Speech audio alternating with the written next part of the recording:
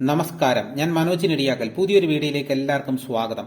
ബാരലുകളിൽ ഒഴിച്ചുവെച്ച rubber പാൽ കട്ട പിടിക്കുന്നത് വിലയിടിവിൽ നട്ടം തിരിയുന്ന കർഷകർക്ക് ഇരുട്ടടിയാകുന്നു.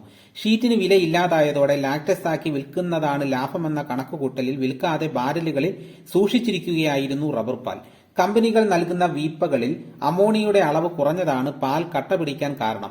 ഒരു വീപ്പയിൽ 7 കിലോ അമോണിയയും 250 ഗ്രാം കെമിക്കലും വേണം. മിക്ക കമ്പനികളും 5 കിലോയിൽ താഴെ മാത്രമാണ് അമോണിയ വീപ്പയിൽ ഒഴിച്ചുവിടുന്നത്.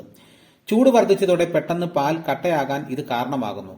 കാലപ്പഴക്കം ചെന്ന ബാരലുകൾ മാറ്റാതെ വീണ്ടും നൽകുന്നതുകൊണ്ടാണ് ബാരലിൽ വായു കടന്ന് പാൽ കട്ടിയാകുന്നത്. പാൽ കട്ട പിടിച്ചു പോയാൽ നഷ്ടം കർഷകന് മാത്രമാണ്. ഇനി അത് പാൽ ഷീറ്റാക്കാൻ ശ്രമിച്ചാൽ ഷീറ്റാക്കുന്നതിൽ ചെലവേറും. ഒട്ടുപാൽ ഷീറ്റാക്കുന്നതിന് ചെലവ് കൂടുതലാണ്, ലാറ്റസിന് കുറവുമാണ്. കമ്പനികൾ നൽകുന്ന ബാരലിൽ ഒട്ടുപാൽ നിറഞ്ഞാൽ അവർ കൊണ്ടുപോകും.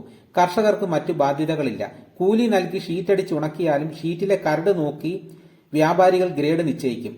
മേൽത്തരം ഷീറ്റടിച്ചാലും തരംതിരിക്കാത്ത ഗ്രേഡിൽപ്പെടുത്തി കുറഞ്ഞ വിലയെ വ്യാപാരികൾ നൽകൂ. ലാറ്റസ് ആണെങ്കിൽ തയ്യാറാക്കാൻ ബുദ്ധിമുട്ടില്ല. കൂലിക്ക് ആളെ വെക്കാതെ പാൽ ബാരലിൽ ഒഴിച്ചാൽ മതി, കൂടുതൽ വിലയും കിട്ടും. അമോണിയയുടെ വില ഉയർന്നതോടെയാണ് ബാരലിലെ കെമിക്കൽ കമ്പനി കുറച്ചത്. തുരുമ്പിച്ചവയ്ക്കു പകരം പുതിയ ബാരൽ വേണം. അമോണിയ, മറ്റ് കെമിക്കലുകൾ അളവ് കുറയാതിരിക്കാൻ കൃത്യമായ മാനദണ്ഡങ്ങൾ പാലിച്ച് റബ്ബർ പാൽ സംഭരിക്കാൻ കമ്പനികൾ റബ്ബർ ബോർഡ് കർശന നിർദ്ദേശം നൽകണം. അപ്പോൾ ഇതാണ് ഇന്നത്തെ വീഡിയോ. അപ്പോൾ ഒരുപാട് ആൾക്കാരുടെ ഇതേപോലെ വീപ്പയിൽ അമോണിയയുടെ കുറവ് മൂലം പാൽ കട്ടിയായി പോകുന്നു. വീഡിയോ ഇഷ്ടമായെങ്കിൽ ഒന്ന് ലൈക്ക് ചെയ്യണം. നിങ്ങളുടെ അഭിപ്രായങ്ങളും നിർദ്ദേശങ്ങളും കമന്റായി രേഖപ്പെടുത്തണം. ഇതേപോലെയുള്ള വീഡിയോസ് നിങ്ങൾക്ക് നോട്ടിഫിക്കേഷൻ ആയിട്ട് കിട്ടാൻ വേണ്ടിയിട്ട് ചാനൽ സബ്സ്ക്രൈബ് ചെയ്യാത്തവർ ചാനൽ സബ്സ്ക്രൈബ് ചെയ്ത് വെക്കുക.